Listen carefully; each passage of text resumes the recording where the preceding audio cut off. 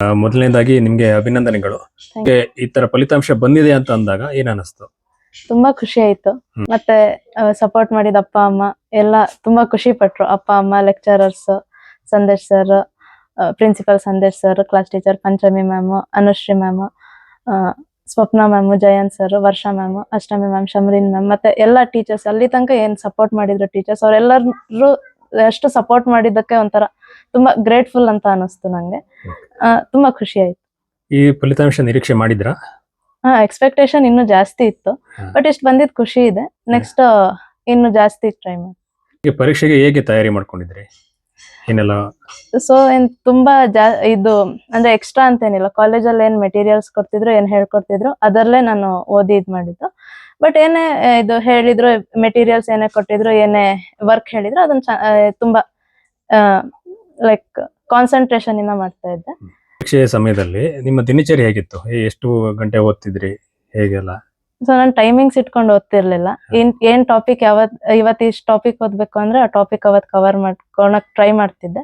ಇಷ್ಟೇ ಟೈಮ್ ಓದ್ಬೇಕು ಆತರ ಏನಿರ್ಲಿಲ್ಲ.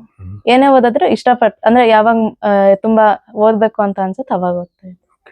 ಪ್ರಯತ್ನದ ಜೊತೆಗೆ ಮನೆಯವರ ಮತ್ತು ಶಿಕ್ಷಕರ ಸಹಕಾರ ಕೂಡ ಮುಖ್ಯ ಆಗುತ್ತೆ.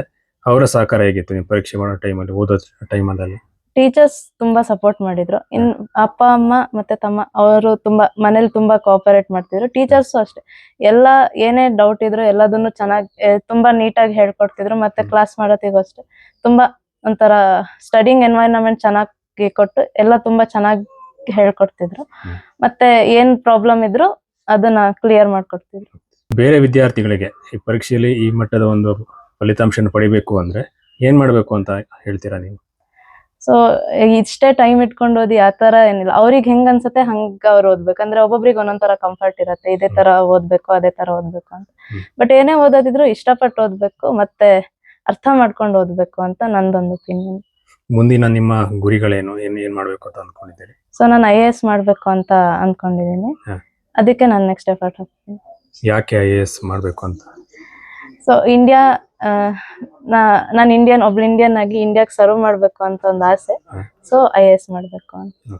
ಈಗ ನಿನ್ನೆ ನೀವು ತಾಲೂಕಿಗೆ ಪ್ರಥಮ ಸ್ಥಾನ ಬಂದಿದೆ ಅಂದಾಗ ಎಲ್ಲರ ಪ್ರತಿಕ್ರಿಯೆ ಹೇಗಿತ್ತು ಮತ್ತೆ ಹೇಗೆ ಅನಿಸ್ತು ನಿಮ್ಗೆ? ಎಲ್ಲ ತುಂಬಾ ಖುಷಿ ಪಟ್ರು.